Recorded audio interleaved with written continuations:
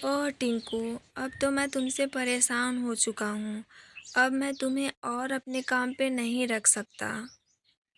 क्यों, क्या हो गया महाराज? ऐसी कौन सी गलती मैंने कर दी? तुम हमेशा गलती ही तो करते हो।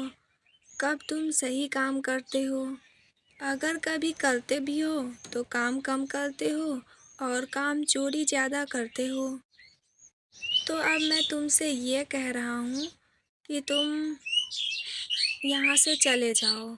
अब मैं तुम्हें और अपने काम पर नहीं रख सकता। गलत कर रहे हो महाराज। मैं आपको पहले ही बता देना चाहता हूँ कि आपको मेरे जैसा सेवक कहीं मिलेगा नहीं। अरे भाई, मैं तुम्हारे जैसा सेवक ढूंढूंगा ही क्यों?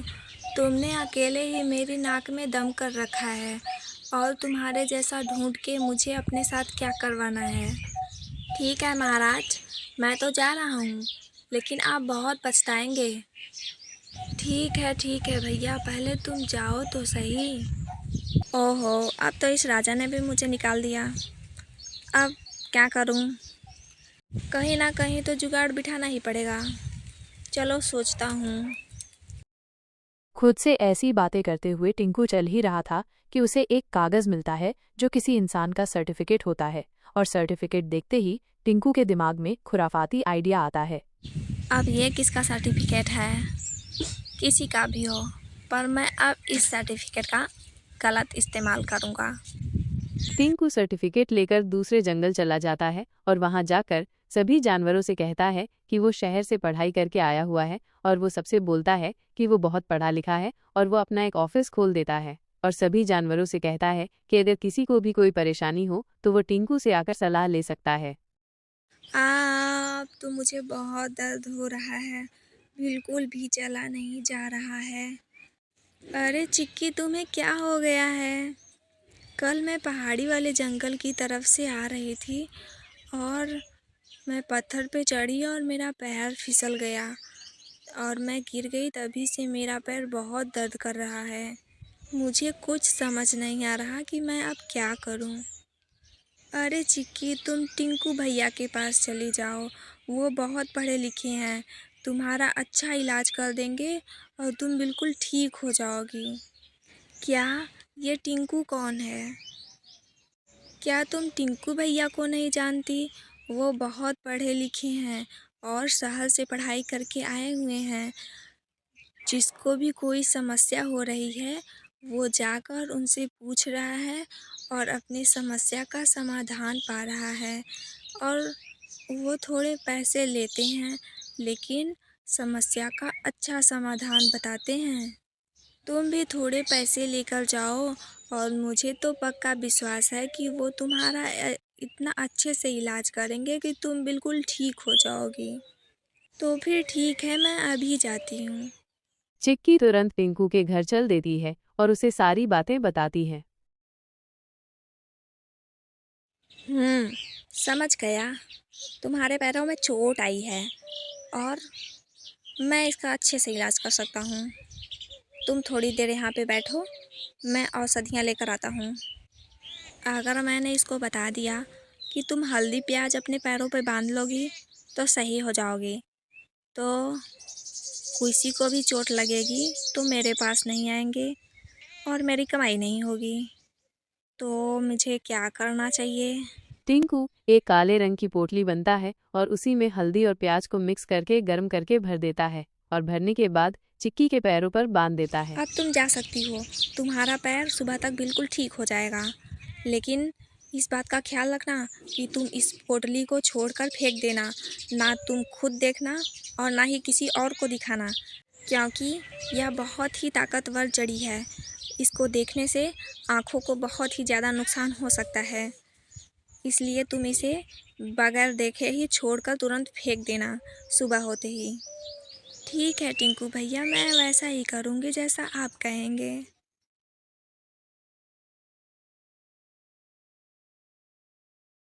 अरे वाह! मेरा पैर तो बिल्कुल ठीक हो गया। अब मुझे इस पोटली को कहीं दूर फेंक देना चाहिए ताकि इसे कोई भी जानवर ना देखे, नहीं तो उन्हें नुकसान हो सकता है। टिंकू भैया, मेरे गुफा में बहुत सारी मकड़ियाँ आ गई हैं। मैं उन्हें अपनी गुफा में से कैसे भगाऊं?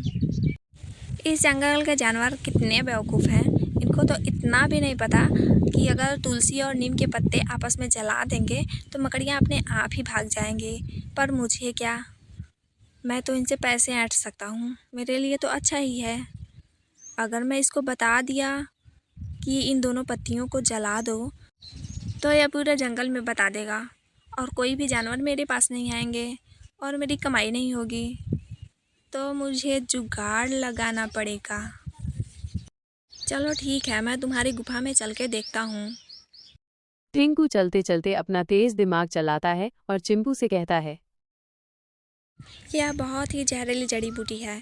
जब तक मैं तुम्हें ना कहूँ तब तक तुम इधर बिल्कुल भी आना मत, वरना इस धुएं को सूंघने से तुम्हें भयंकर बीमारी हो सकती है। ठीक है टिंकू भैया, जब तक आप नहीं बोलेंगे मैं बिल्कुल इधर नहीं आऊँगा। टिंकू चिंपू से मोटी रकम लेता है और चलता बनता है। धीरे धीरे ये बात पूरे जंगल में फैल जाती है और एक दिन उसे राजा अपने यहाँ बुलाते हैं। मैंने सुना है कि तुम्हारे पास सारी समस्याओं का इलाज है। जी सरकार, बिल्कुल सही सुना है आपने। तो मेरी भी एक समस्या है, क्या तुम इसका समाधान कर सकते हो? बिना किसी झिझक के बोलिए महाराज, मैं आपकी समस्या का ज़रूर समाधान करूँगा।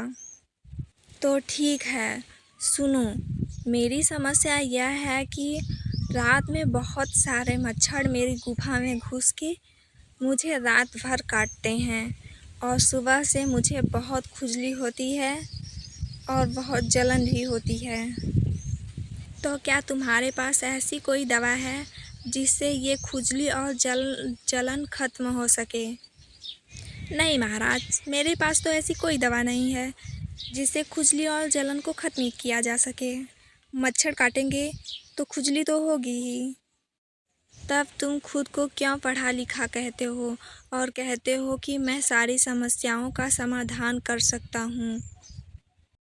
यही अंतर है महाराज, सब में और मुझ में। सब समस्या का समाधान खोजते हैं, लेकिन मैं समस्या को जड़ से ख़त्म कर देता हूँ।